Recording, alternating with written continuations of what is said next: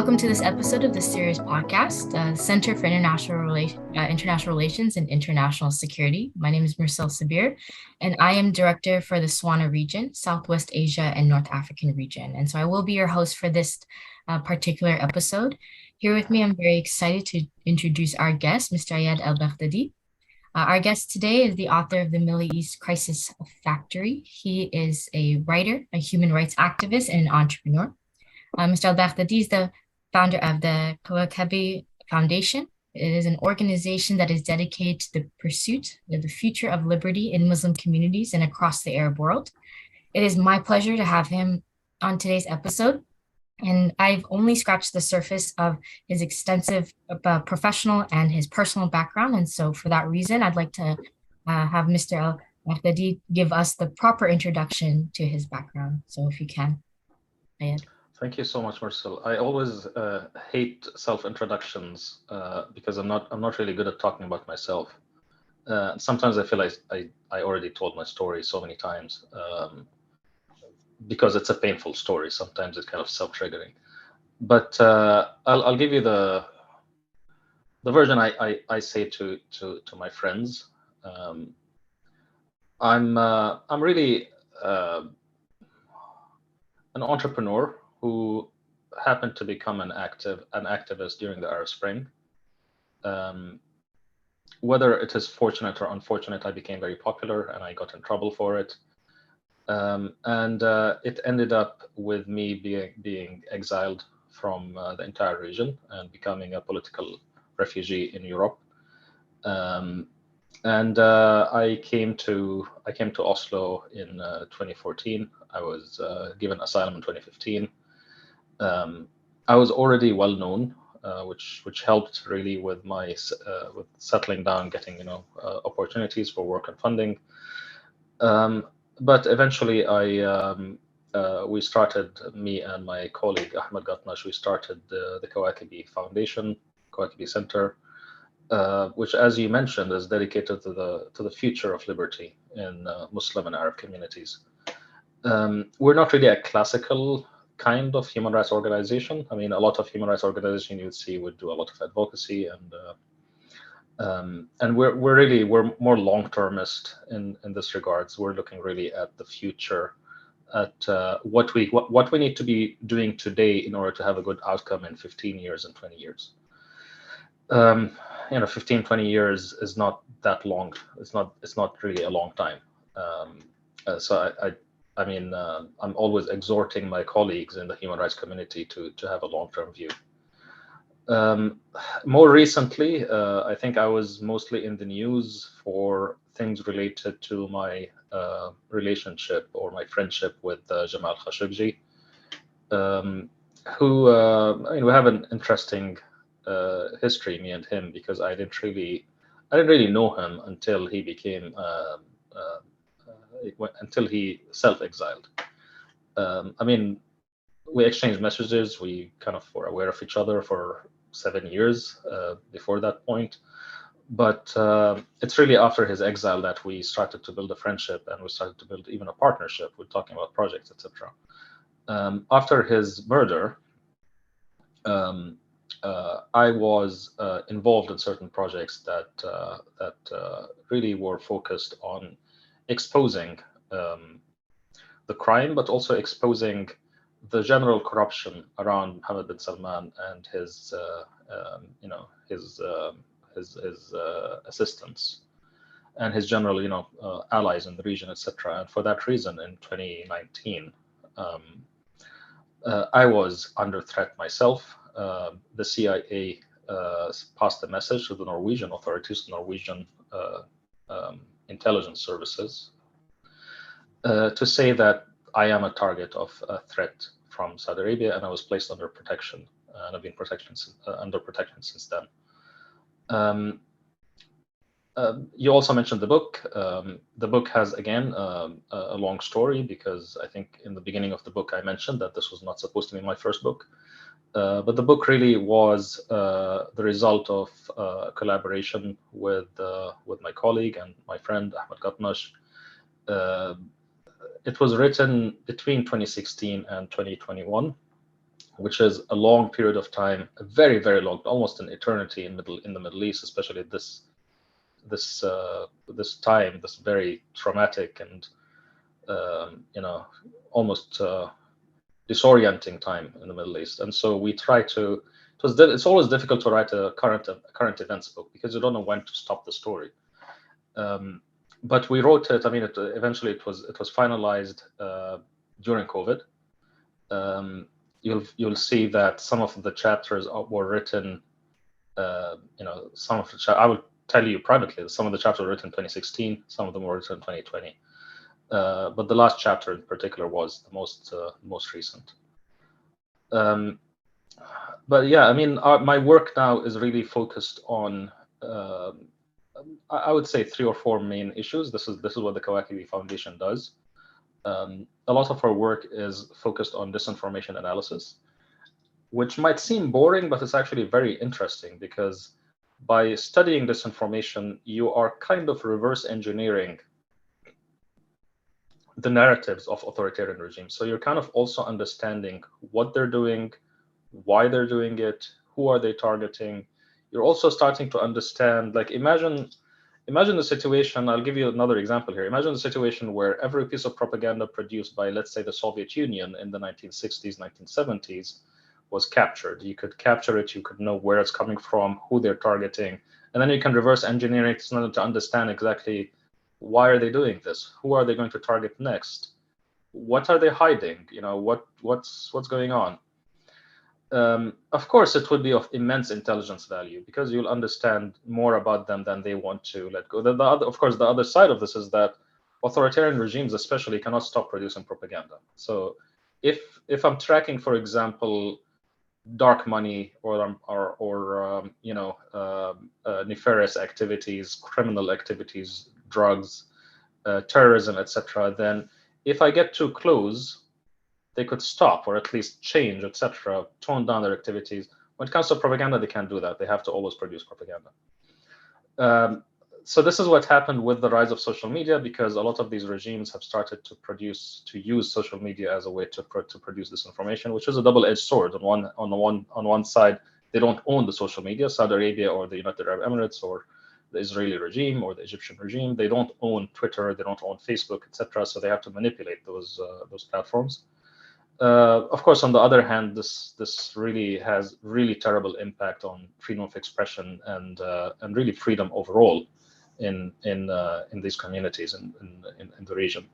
That's one of those things, disinformation analysis, and it's kind of like it dovetails really with investigative reporting, etc. Another area is really working on intergenerational trauma and specifically psychedelic treatments for trauma and PTSD. Our region is full of trauma. It's packed to the brim with trauma, and every year, unfortunately, brings us more layers of trauma. And so we have to be in this conversation about emergent treatments for PTSD. We're also involved, of course. We have an art and culture program, which we're about to announce. We also have a narrative lab, which is studying really narratives, in positive, not in terms of defensive narratives, basically like looking at the authoritarian regimes, but also like talking about how we can produce a good narrative. So this is kind of a summary of what we're doing. And we're really, like I said, we're really looking 15, 20 years into the future. I really thank you for sharing your background yourself. And of course, as you mentioned, a lot of your background comes with aspects of your life that have immense trauma and immense challenges and difficulties. So I do appreciate that you explaining that to our audience today. I'm also, happy that you're able to go through the different things that you're doing in the foundation, which is very powerful, between disinformation, between, understanding intergenerational trauma and having an arts and cultural aspect, as well as you're able to dive in a little bit into your book, which we were about to segue into. I think what's interesting is you mentioning between, having your works done between 2016 and 2021, it is evident that, the region has drastically changed, and we will be looking and hopefully being able to discuss and deep dive into some of the current events of 2022 that's course, not mentioned in your book because the region is ever so changing, and that sometimes there's just not, there's not a level of predictability that we can, prepare for.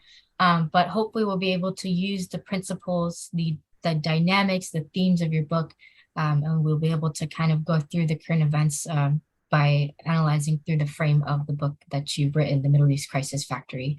And so with that, I really wanted to talk about what your first part of your book really, really does well after going into an historical analysis to build and set the backdrop for what you call the vicious triangle. And so I would like to, ask you to describe what is the theme of the vicious triangle in your book, The Middle East Crisis. I'm just grabbing a copy myself because it's just like sometimes you forget your own book.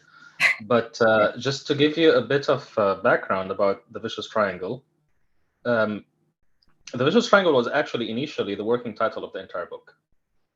And in fact, there was a book which was published, I believe in 2018, in Italian, not in English, called The Vicious Triangle.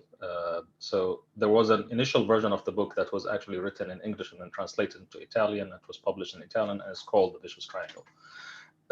And there is a chapter in the book called, there's a part and a chapter in the book called The Vicious Triangle.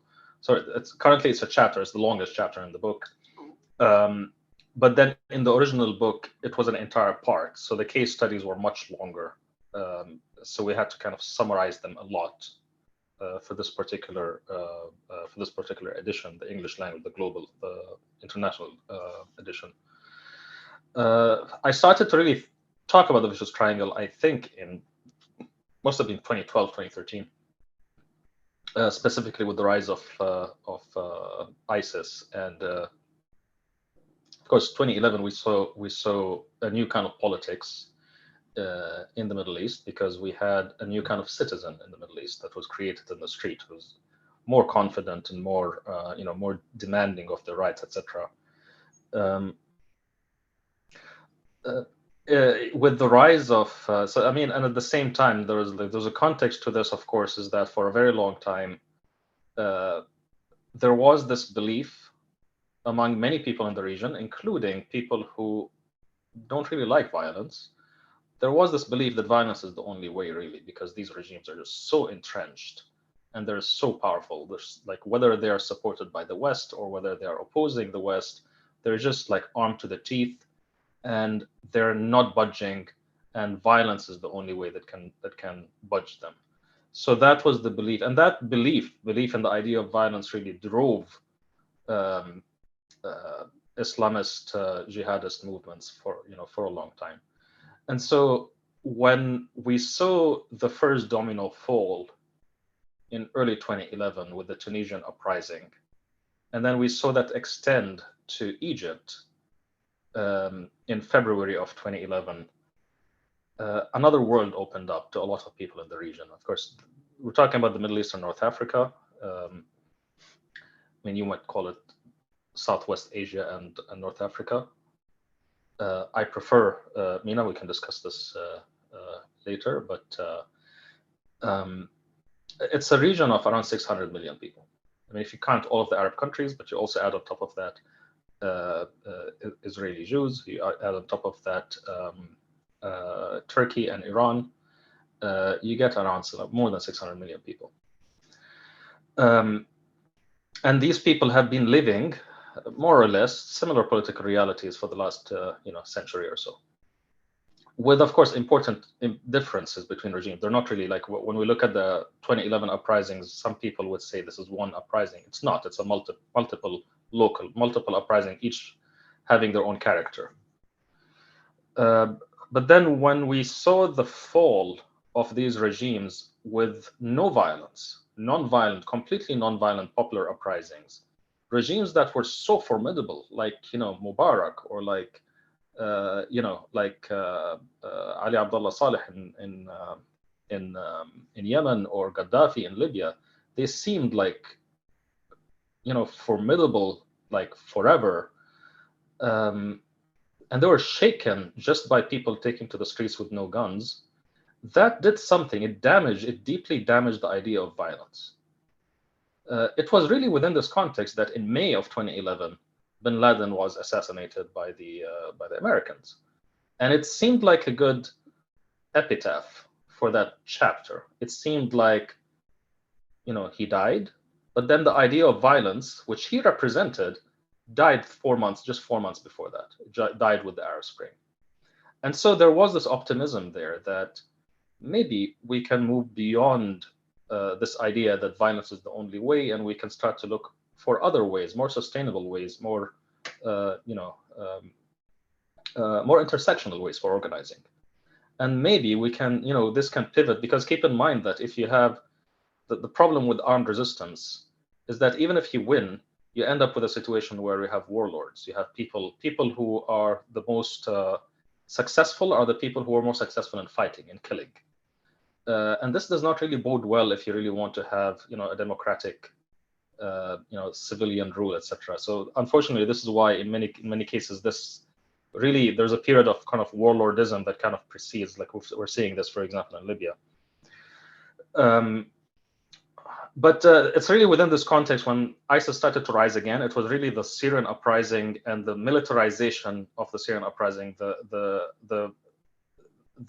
almost the international conspiracy to ensure that the Syrian uprising does not succeed and remains where it is. That really reintroduced the idea of violence into the psyche of the region. Libya too, but Libya not as much, because the Libyan uprising, the war, the NATO operation on Libya was limited. It wasn't as devastating as the situation in Syria. So with the rise of Islamist groups in Syria, be it Al Qaeda or Al Qaeda aligned, Jabhat al-Nusra or ISIS, that's when the vicious triangle became kind of more clear. I started to kind of tweet about it. It's the idea here is that there's an interdependent relationship between tyranny, tyrants, terrorists, and foreign intervention. The idea is that there are interlocking narratives that they all use. So foreign occupiers generally, foreign. Whether it's occupiers, whether it's colonialists, whether it is aggressors, etc. The narrative that they use is either they say we are here to fight terrorism, which is very popular. This is the narrative that the Americans, for example, used when they invaded Afghanistan. It's also one of two narratives they used in Iraq, because the other narrative was like we're here to bring democratization, etc. The other narrative, this is one, like we're here to counter terrorism. The other is we're here to counter dictatorship. We're here to actually knock down dictatorship, which is, of course, the American, for example, narrative when they invaded Iraq. Saddam is a tyrant. We're here to remove to fight tyranny. Now, if you look at the dictators themselves and look at their narrative goes, we have to do this. We have to be in power because we're fighting terrorism. This is what most dictatorships do. In fact, sometimes they want their country to have a touch of terrorism, because that would ensure that they can rule it forever in the name of fighting terrorism. But the Sisi regime, for example, Sisi came to power on the back of this, like war on terrorism. Assad, they all use it really. I mean, and they use, of course, to go beyond this, to go after civil society, etc.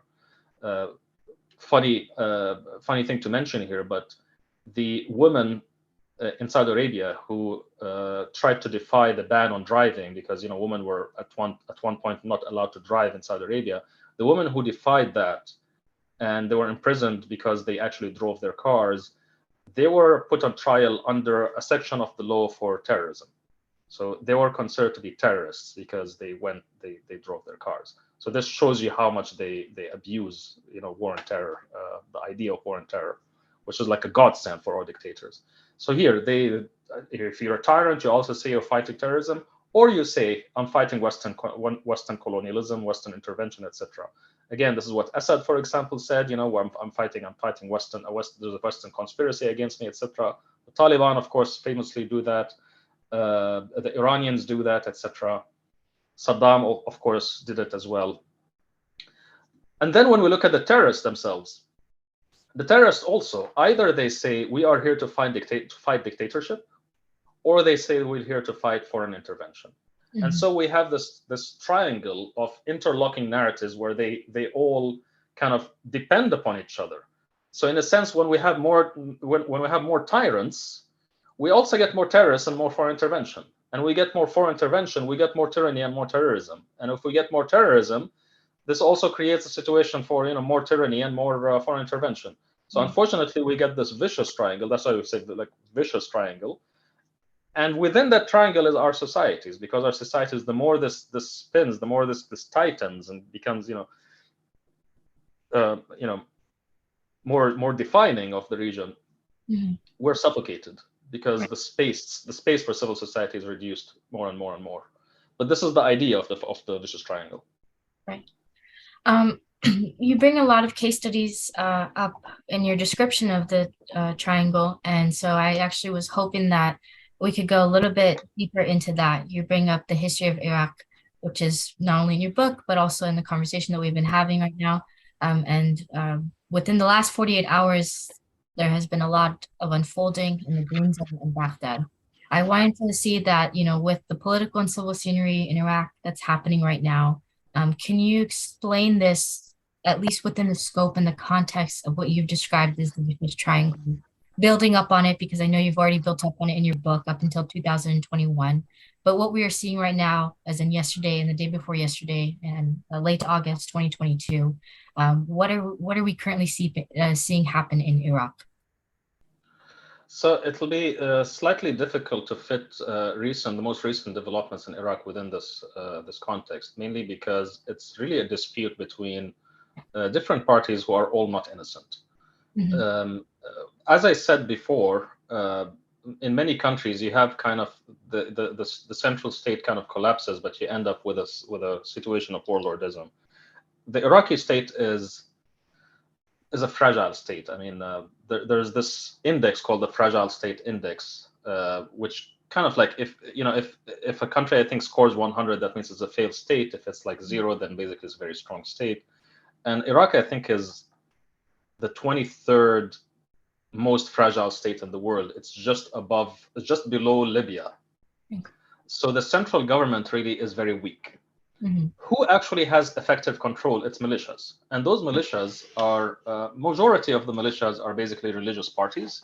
So it's political parties that have their own army, so to speak. And a lot of these, because of the history really of Iraq is, if we take the Arab part of Iraq, which is like if we don't consider Kurdistan in it, mm-hmm. then most Arabs, most Arabic speakers in Iraq are Shias. Mm-hmm. And Iraq is important, very important for Shia history. I mean, it's basically in a certain way you can even say that it's one of the spiritual center of the Shia world. Karbala happened over the Karbala is there, Najaf is there, Kufa is there. These are really important cities, and with very important history when it comes to Shiism. Arab Shiism also is slightly different from Iranian Shiism, and there's always been this conflict, this kind of competition within Shiism between who really has the religious authority. Is it cities such as Qom in Iran, for example, and the Iranian clerics which have a different interpretation of religious authority, which is like Wilayat al-Faqih, or is it the Arab Iraqi clerics such as Sistani, etc. Of course, the interesting thing is that it's talking about Arab versus Persian over here is like kind of contentious, because Iraq and Iran were always next to each other, and Iraqi culture is the Arab culture which is closest to Iranian culture, including in dialect, including in food and customs, etc. Mm-hmm. So let me explain what just happened first, and then we can see, maybe we can discuss this together, how this fits within the triangle. Just to explain, yes, Iraq actually had a very large wave of protests before COVID. This was just before COVID, which was against. It was basically a nationalistic uprising. People were a lot of them were very young, born after 2000.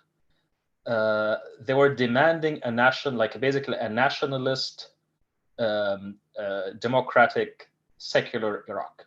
By secular here, I don't mean not religious. I simply mean not sectarian. So they wanted a country which is a country for everybody, not only for Sunnis, not only for Shias, not only. In fact, they even there were some people who held out signs saying, "We demand the return of Iraqi Jews to their country."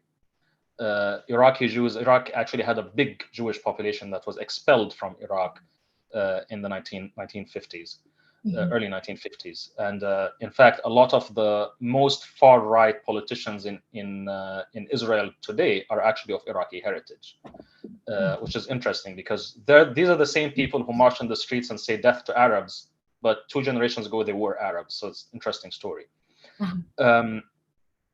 So there was that uprising. The uprising was basically met with extreme violence by mostly Iranian-backed militias. They gunned down, young people by the hundreds, and then COVID happened. And when COVID happened, basically, it's forced an end to this wave. But that anger remains.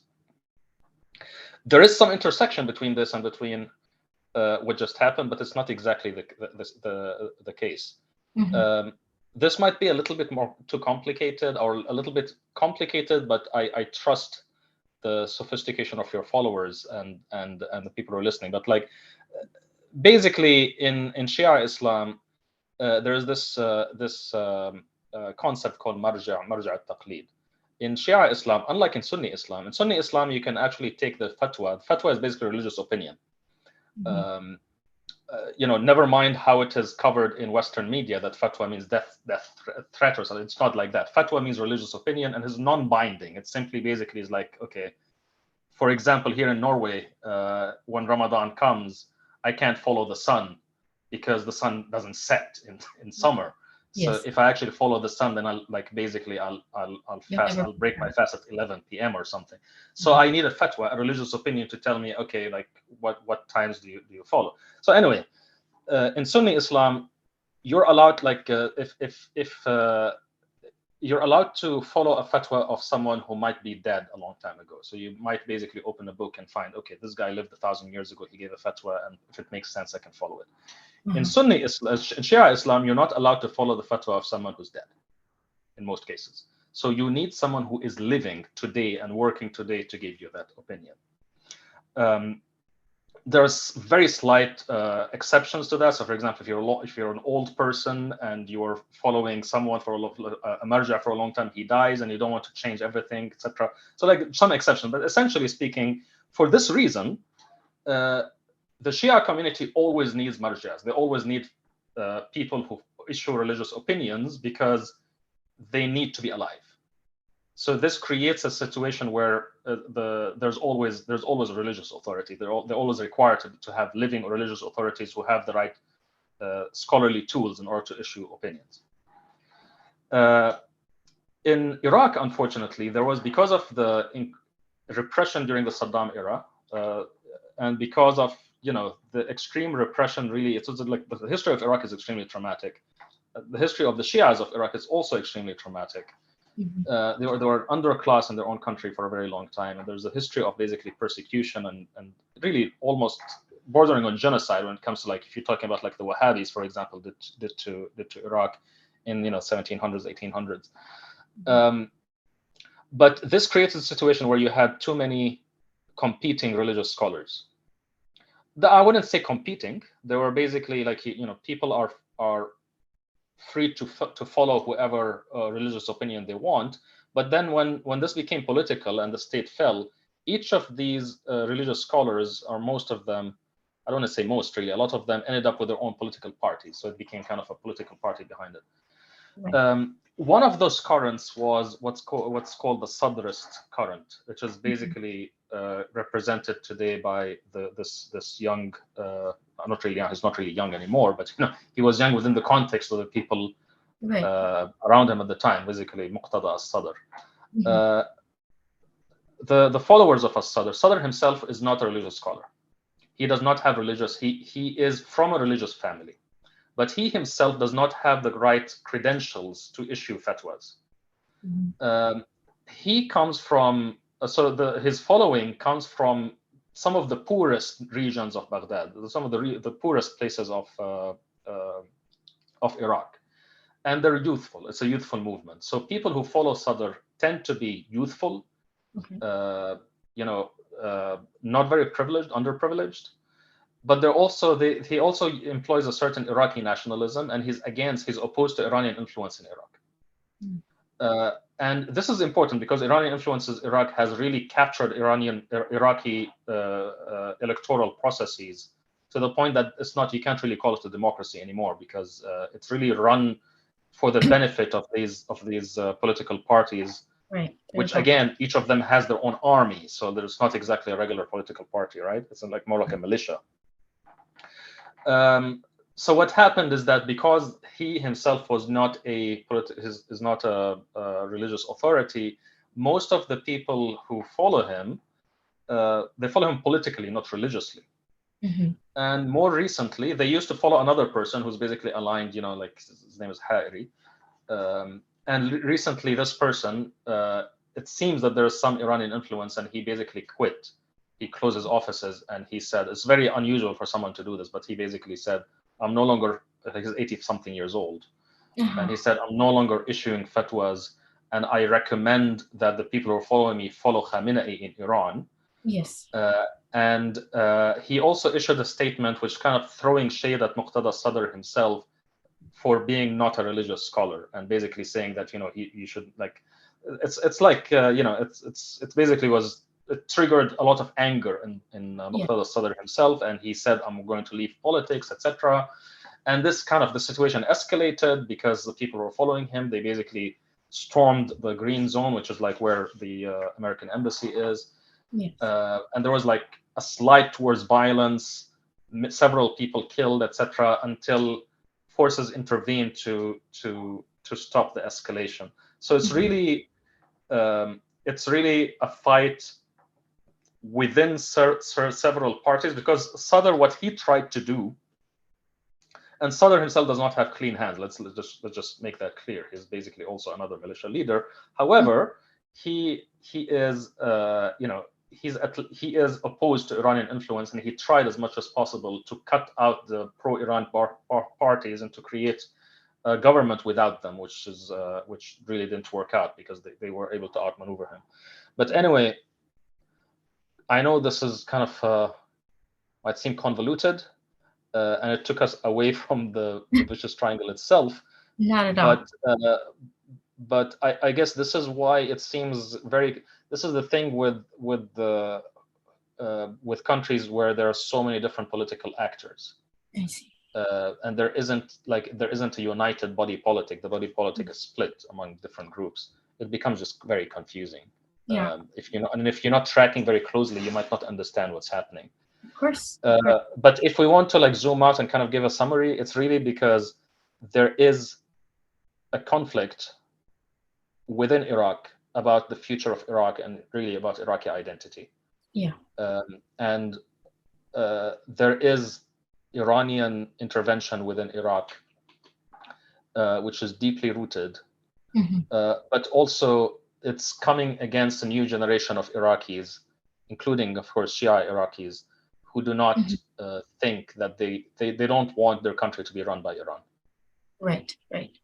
I think it's where you can tie it all in. And the reason I think it's important to talk about these current events, because they stand for, again, in the macro perspective, they stand for something bigger in terms of the development of post-Saddam Iraq, the post-ISIS presence, and the post-US occupation in Iraq. The presence will never, there will never not be a presence of Western influence in this country that has gone through so much. And so I think that we see that the propensity and the potential for this triangle that you described to continue tightening like on civil groups, civil society organizations.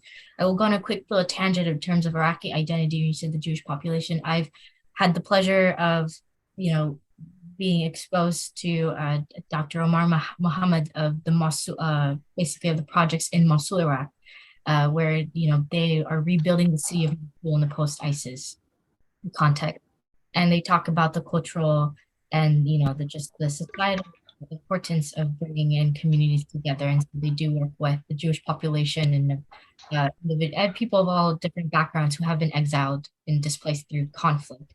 And so you see that, and you juxtapose the work and efforts to rebuild Mosul, to build Mosul into a better city, by civil society organizations, and you put that next to the fragility of the state still, which is encroaching again on the ability for systems and organizations to rebuild identity across Iraq, not just in one city. It's a very important thing to take a look at, and to understand also in these timelines, and amidst the influence in the region and the country specifically. Now we are seeing what U.S. interests have not particularly wanted anyways in the beginning, which is Iranian influence, something that has filled the vacuum, has filled in a potential gap in the triangle, or has always been there and in different contexts. But as you describe, no one part of this triangle can grow without reinforcing two other components of the triangle. And so we are seeing shift, but the shape and the dynamic of the current events in Iraq is still within this vicious cycle, unfortunately, until there is something that breaks it. And it's can only be implied with the role in which the people within the triangle, as we envision, the ones trapped within the triangle, which is the populace, the population, the civil society organizations, those seem to be the only way to potentially break this cycle. So I do apologize for throwing that question out at you because of how developing the situation is, but I do believe that it's very critical to look at this and not forget the components that have led up to this fragility, to these instances of leadership and the meddling and these opinions and just the political dissatisfaction among the people in Iraq. And I think this example can be presented across the region as they continue to face challenges brought on by this metaphorical truth. I mean, I'll give you, I'll just comment on that by giving you kind of a long-term perspective here. A lot of the people, of course, we're talking in the book, for example, we talk about a lot about Saddam and about the invasion of Iraq, but a lot of these kids who were in the protests were born after that. They never knew Saddam. Yeah. And sometimes we forget, because like when we study history, it seems that history is closer than it is. But for a lot of these people, they grew in the shadow of that. Iraq is a growing country. It's one of the countries in the region that has some of the highest population growth rates. This is actually in contrast to Iran. Iran actually has an aging population. So at some point, I think Iraq is on track. The population of Iraq is on track to double, I think, within the next 30 years or so. While the Iranian population is peaked and is actually slightly reducing. And this is something to watch out for in the long term, because the shift in median age in a country shifts its politics as well as in its economics and politics, etc., in certain ways. But also, I mean, you're talking about Iran filling in the vacuum. The difference between American influence in Iraq and Iranian influence in Iraq is that the Americans can always leave, just like they left in Afghanistan. But Iran is always there. Yeah. And that's why the Iranians have been, for the last really 20 years almost, they've been playing the waiting game. They're like, the Iranians, the Americans are going to leave eventually. And it's true, the Americans want to leave. To what extent or how, etc., that's yet to be seen. But we can see that they're scaling back their presence, and they've been scaling it back really for decades. And the Iranians are always going to be there. And so they, unfortunately, as terrible as the situation is, and as bloody as the Iranian intervention in Iraq is, it can get worse, unfortunately.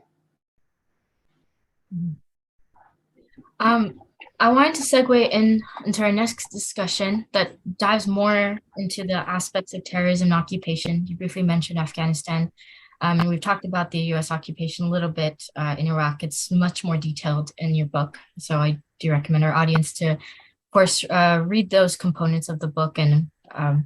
But we had an instance, a situation in which within the last month, U.S. officials claimed that they had successfully targeted and killed al-Qaeda's leader, al-Zawahiri, who was killed in Kabul, Afghanistan. Very interesting in terms of initially, to give a little bit anecdote, it's very interesting in how the news developed initially. I remember there being local reportings at the time based out of Kabul, some of the few remaining media organizations in Kabul, Afghanistan, talking about an explosion in one of the districts in Kabul, and that it took a little bit of time for the Taliban to acknowledge what was the cause of the explosion. And then we do have this intelligence reporting under the Biden administration coming in saying that this was related to a drone strike that had targeted and successfully killed Al Qaeda's leader.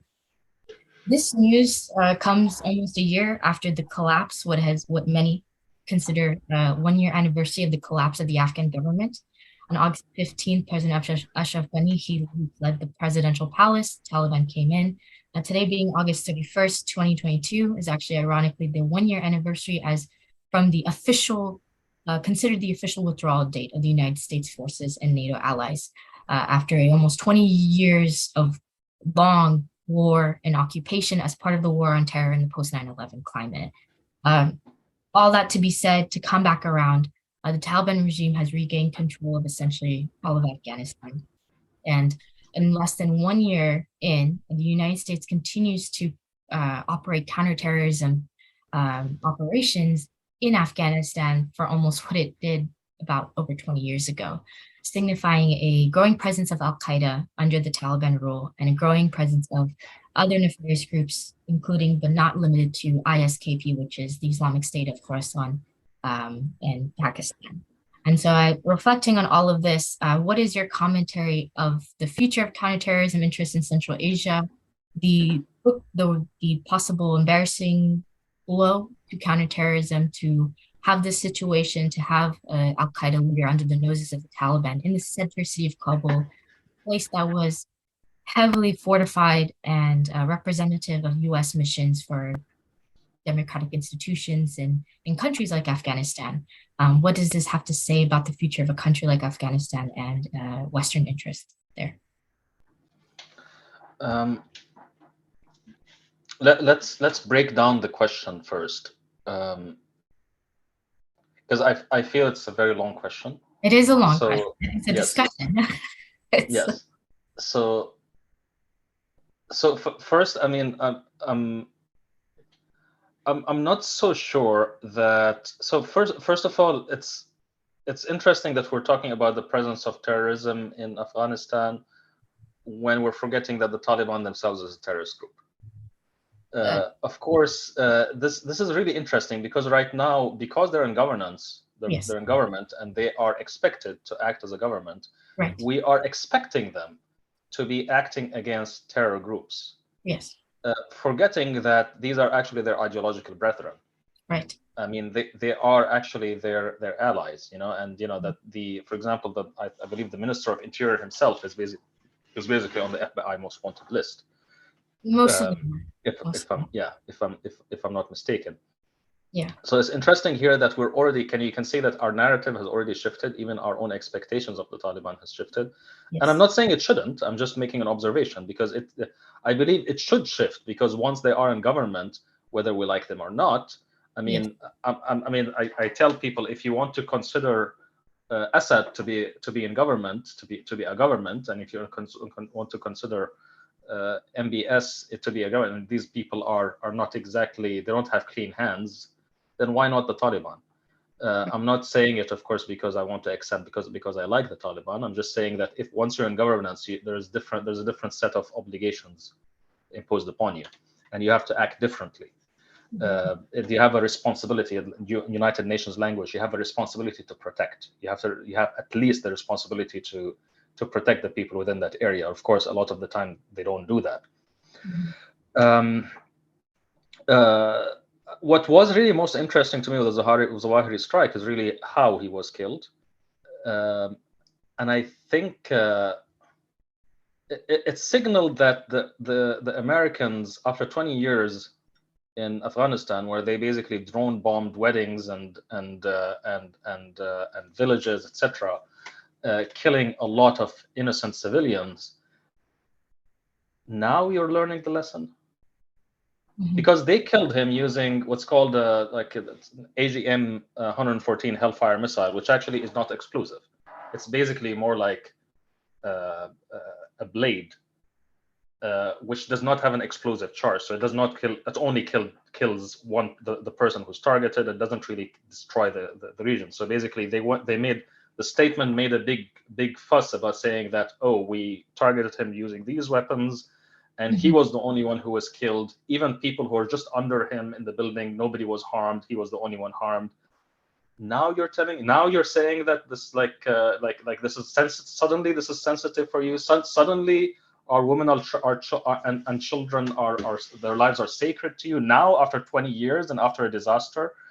I mean, yeah, and maybe better now than ever. But like, what do you want? Cookies for not killing children? I mean, it's just insane. The idea that now we're supposed to be thankful for the Americans for not killing innocent civilians. I have posed a quick question to you just for us to discuss, and it came up in my head. Is it potentially very, can it be considered very starking that, the valid point that you're presenting about the ways in which they not only carried out the strike, but the way they've communicated it is an effort to separate themselves from, what I mean is because in the same respect, the United States government, the Doha deals, the peace talks, everything that has led up and to why we are not seeking to legitimize the Taliban in this question. You said, well, Taliban is considered, a terrorist organization. So what do you expect? I posit the question initially about through the frame that there was a deal in which the reason this process has happened, the U.S. withdrawal happened, was on these conditions which have been clearly broken, in which the Taliban would not attack U.S. and allied forces, and in which it would basically work in effort to combat terrorism, which is still, again, it's like looking at oneself in the mirror, which is, very ironic. But in the context of this particular counterterrorism operation, that the U.S. somehow seeks to separate itself from its efforts on the same very grounds that are shared amongst the Taliban. The U.S. continues to operate independently in Afghanistan, which happens to be the same exact city and same exact country in which the Taliban operate. So they do not identify, and the United States does not acknowledge and identify the Taliban. It does not acknowledge that you are. This was actually clear from the time that when they pulled out. So this was not, of course, the Americans did not plan to pull out this way. It really is a plan. Like the plan simply did not go. It went awry. But part of the collapse of the Republic of Afghanistan really was the collapse of American intelligence infrastructure, which means that they no longer have as strong of a network, intelligence network, where they can actually know what's happening on the ground. So this is dangerous for them because I guess because they've been tracking Zawahiri for almost 20 years. And he would make a showing. Of course, his when he died, he was already a very old man, and it's very highly unlikely. I think it is extremely highly unlikely. I'd be very surprised if he was active at the time. I mean, he was already he was already isolated from the rest of his movement. I don't think he was really a daily leader in the sense that he actually issued orders. And anyway, jihadism, the Salafi jihadist scene has already transitioned, especially after 2013 and the Syria experience.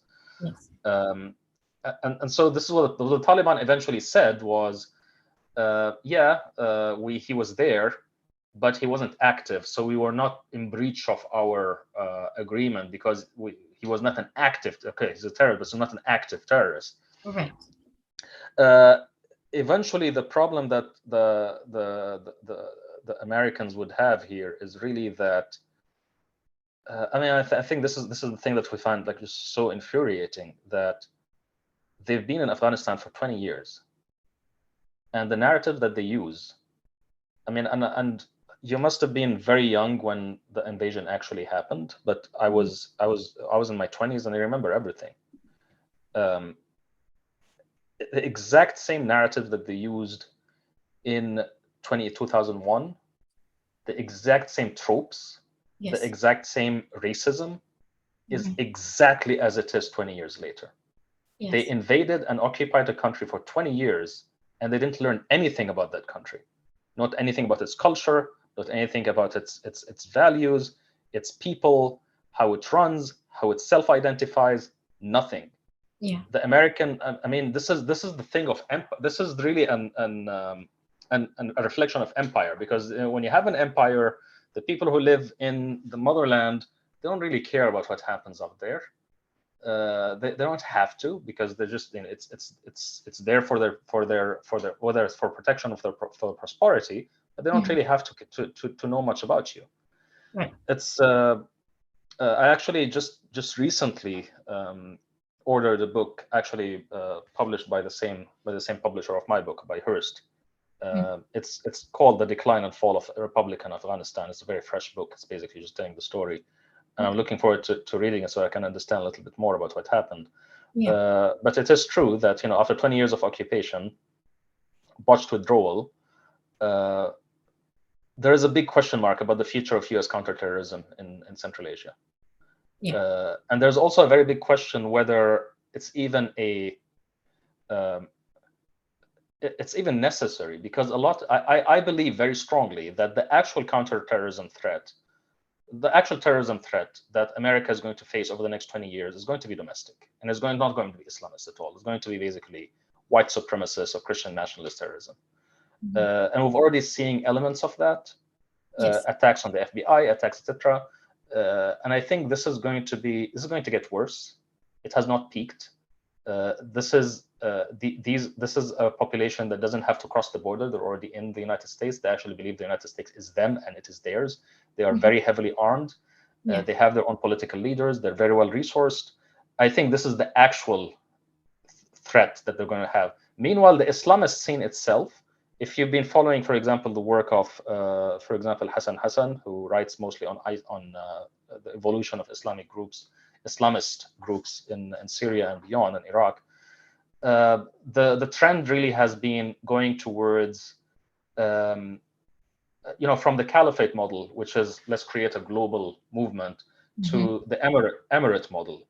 In fact, this is why Islamist movements were very pleased with what happened with the Taliban, with the withdrawal, because they took Taliban as a model, not in terms of their social policies, etc., but in terms of, let's not actually try to overreach and create this like global caliphate. Let's simply create an emirate. And so the emirate, so it's basically more about local politics and local, warlords trying to gouge a piece of Syria or a piece of Iraq, etc., and say this is kind of my, my little emirate. So there is a big question mark about whether the U.S. whether you're going to have terrorist groups in the Middle East, or the larger Middle East, the greater Middle East being, including Afghanistan, Pakistan, etc., who would once again try to do what Al-Qaeda did in 2001. I think that international terrorism, I think Islamist groups are not going to be as interested in attacking the West. I think they'll be more interested in creating local experiments in governance. We should segue into another. We talked about essentially one form of, call it as you may, legitimate governance on the part of the Taliban in Afghanistan. You did also bring in the same vein, the ruling of governance. What's the difference between the Taliban and you mentioned people like MBS in the Axis and in that region. And so I do want to make sure we still touch base on that before we wrap up. And we do have, I do want to have last minute comments on just the overall vision and what you envision for the next 20 years, just to sort of summarize what we still have left to talk about here. But I would like for just a quick, if potentially quick, your take on the counter-revolutionary access and basically what's going on currently following that infamous Biden visit in the Middle East, what its significance has been, and what you believe it's reminiscent of, potentially. So what it's reminiscent of really is the situation in 2018. Mhm. There is a pattern with dictators. Just to note here that my screen is up here and my camera is up here. So sometimes I don't look like I'm looking at you, but I'm looking at you. But there's a pattern with dictators generally. They take permission. Sorry, they take engagement as permission. So when you give them a chance, when you actually signal to them that you're not gonna, you're fine with them, you accept them, you engage them, etc., they get worse. They get more repressive. So especially, this is very clear in the case of Mohammed bin Salman in 2018. So in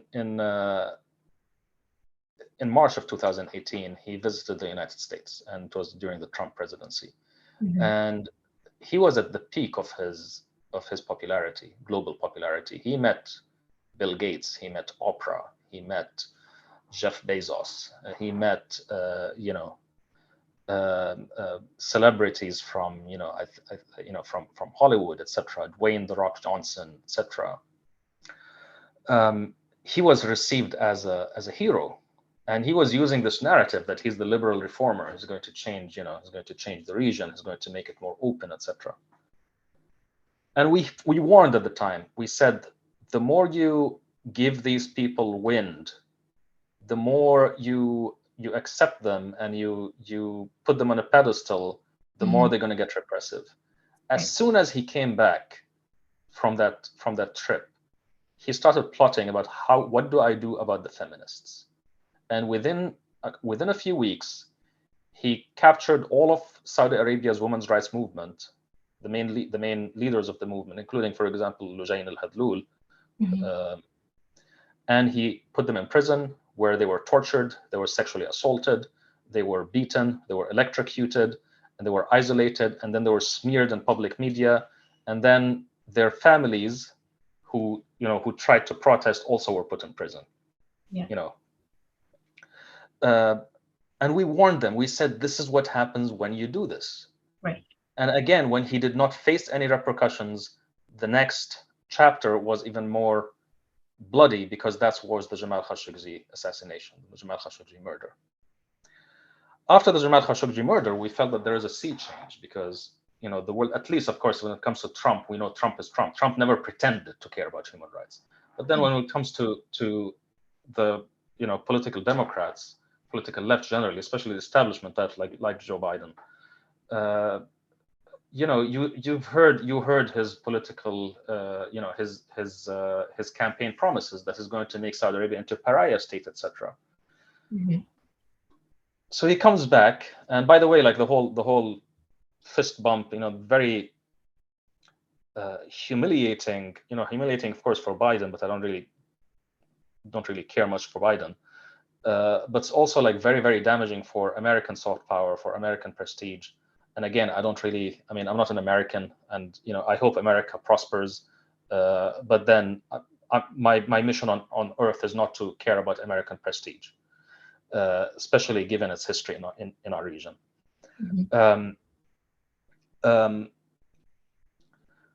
We said that this is going to be terrible, and he's going to get more repressive.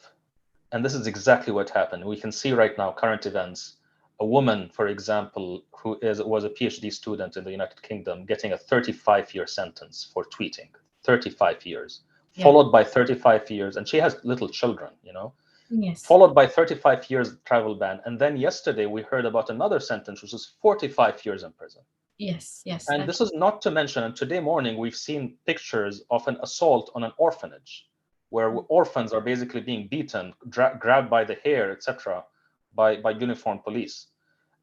This is what happens. This is what happens with dictators if you give them a chance. When they see it as permission, and they get worse. So I mean, uh, it's true that I mean when we wrote the book, of course, we wrote the book before all of this, and there are certain things. Let me just put it this way: there are certain things that are not that are not inevitable. There are certain things which are inevitable, things that are rooted in long-term changes, demographic changes, economic changes, technological changes that are long-term, the things that will happen sooner or later, let's say. Okay. But then there are other things that are not inevitable. Biden's normalization of MBS and bringing him back to the fold and giving him permission to be as repressive as he is and more repressive than he is was not inevitable. Biden could have said no, he could have not done that. Again, by the way, the withdrawal from Afghanistan, the botching of the withdrawal was not inevitable. It could have been done better. But again, in the end, we're stuck with the cost. I don't know if this answers your question, but you're welcome to tweak it a little bit and throw it back at me. Yeah, of course. I guess I want to see with what's happened in 2022. I can't quote you exactly in the book, but there's a portion of your book in which you say that, as it is, that I don't know if it's related to this quote that I remember, the old world is dying, the new world struggles to be born. Now is the time of monsters. But also it kind of, there's a section that sort of tied in, is about a couple pages that talked about how maybe in the long run, somebody's figure like MBS, potentially with, how the world is shaping and how it's coming about, that he might be good for the cause. I don't want to misquote exactly incorrectly. And I apologize for not being more ready for this part of following up. But yeah, I mean, I think it's the section where I talk about good enemies and bad enemies. yes, that's what I want to talk about right there. Yes. Yeah, I mean, good enemies. When we say a good enemy is an enemy whose opposition is useful for you, it forces you to become better. So let's say, for example, you play sports, and you have this opponent who plays in the same league, plays in the same level, has a similar style to you, similar position in the team, and your opposition to him, your competition against him, makes you a better athlete. Yes. So he's a good enemy. Of course, in sports, hopefully we don't have enemies. We have, basically colleagues. But I'm just using this really strategically to say that there are certain enemies that are good to have. And then there are enemies which are bad to have. They're bad enemies because their enmity simply wastes your time. It's not useful for you. It's not strategic for you. It wastes your time. It wastes your energy, etc. My argument in the book was that MBS is a good enemy. He's the kind of enemy who is good for us. He's good for our movement. He kind of makes our argument for us. He convinces people of our point better than we would have convinced them just with words. When we say that dictatorship is bad, when we say dictatorship is ugly, when we say that you should not normalize dictatorship, when we say that Biden, screwed up, really an unforgivable action on his behalf. When we say that dictatorship does not bring prosperity, does not bring stability, etc., MBS is a really good thing to point at, to say, he actually makes our points. On the other hand, are we good enemies for him? I don't think so. I think we are bad enemies for him. I mean, there's an asymmetry here. I think if he focuses on us, he'll end up basically wasting his time, not really getting better at anything. But then MBS, to be honest, MBS's day-to-day worry is not really about us. It's not really about the international community either. His day-to-day worry really is about his own family. MBS really represents a coup against the Saudi royalty, the Saudi family, and this was a result of a coup that changed the way that politics is done within the Saudi royal family. And so his real worry is that someone from within the family, from the Al Saud, is going to kill him. And I think this is long term. I think I don't see how MBS stays in power for 40 or 50 years. I think it's really most likely that there's going to be violence within some kind of violence within the royal family itself. Okay, because we do have to wrap up. I just wanted to ask you on your reflections through the book, the 5 years that you've taken to carefully curate and look at the current events at the time and to analyze it during the process that you're writing your book, and through your organization, through your foundation, in which you work in many different capacities with an overall arching goal of, preparing for the future of democracy, which you said, 15 and 20 into 20 years, which is not very far away to imagine, but it's time to prepare nevertheless. I wanted to wrap up our conversation with the question being that what are your reflections on the first decade of what you called initially the Arab Spring as a phase? We are approaching the first decade, and what are your visions or some reflections about what you think the next 20 years can look like? Yeah, I mean, just to clarify, we described in the book, we described the Arab Spring as a phase, not as an event that happened in 2011. When we say basically we're 10 years into a 30-year intergenerational transition, and that the region is going to look very, very, very different in 30 years than it was in 2011. Generally speaking, when you look at the behavior of course, the geopolitics of the region changed since 2011. But what we saw is that this counter-revolutionary, of course, when we talk about counter-revolutionary axes, there are really two. The one that we're mostly involved day to day against is really MBS, Saudi monarchy, Emirati monarchy, and of course the Israeli regime. And they're close allies in the region, but there is another. Like, we have to keep in mind that there is another counter-revolutionary axis, which is the Iranian axis. They also are against uprisings. They're of course they use revolutionary language a lot of the time, but they're also against any change in the power dynamics of the region. But the reason why the first counter-revolutionary axis is more dangerous for us is because it is more well-resourced. It is native. Unlike Iranian influence, for example, in Syria is not really native, and also it is very well resourced and has this relationship with the West, and they have access to tools that the Iranians, for example, don't have, and ultimately, I think they're more insidious. Essentially, what we saw them do I think MBS is kind of like a good representation for the first 10 years, because we can see that a leader like MBS was unimaginable before 2011. But we have they had this option after 2011 to reform, and they chose to repress. And this is not the first time, because every time they have a choice to either repress or reform, they always repress. But then with the repression came additional moves, because they decided to seek protection. This time they decided to seek protection because we're seeing really with the Biden visit, etc. Biden, by the way, was clear. He said that this visit is not about oil; it's about Israel. And there's a broader, of course, context beyond that, because Americans still want to withdraw from the region. They want to have because even Biden eventually wrote his own op-ed about this in the Washington Post, and I think he ended the op-ed by saying we don't have any American troops involved in combat in the region, which is really what the American people. This is what his message really This is what you should care about. But ultimately, the idea is who is going to replace American hegemony. Like, who's going to be, if America is not going to be involved in combat troops in this region and doesn't want to, who do we give the keys of the region to? The Obama situation was let's basically get the Iranians and the Gulf allies, etc., to share the region. But now there's another configuration, which is the Israeli alliance with these autocrats.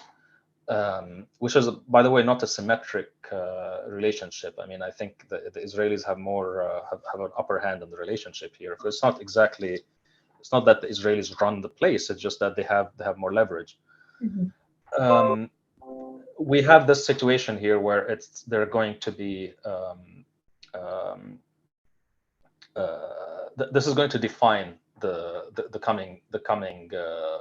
coming decade in the region, because we're seeing the rise of a new axis, a new authoritarian order, which Israel and its close Gulf allies are at the center. They're using, as you can see, Western tools, good relationship with the West, Western technology, and they are using kind of like the language of development, economic development, etc. And this is, I think, going to really define this, because the thing is, by doing this, the autocrats are detaching themselves even further from public sentiment. They're detaching themselves even further from the will of the people. Mm-hmm. And so they are setting up the situation, like if in 2011, the chasm between where the people are and where the regimes are was this much, and it led to an enormous collapse. Now it's like this much. Right. Only thing that they're hoping that through this enhanced repression, surveillance technology, etc., they can revolution-proof their countries. Right. And let's see again, this has never worked anywhere, but let's see how they're going to fare. We still have 20 years ahead of us. Right. That's actually very interesting analysis.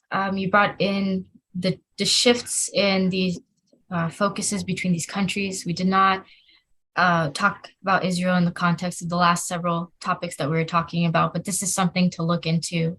So I do appreciate that you brought that up, and I really want to thank you for your time. It's been absolutely a pleasure. I wanted to ask you one last question. Did I forget to ask anything that I should have? And is there something else that you would like to finish off our conversation? We've been talking for a while, and I know that it's very early where you are.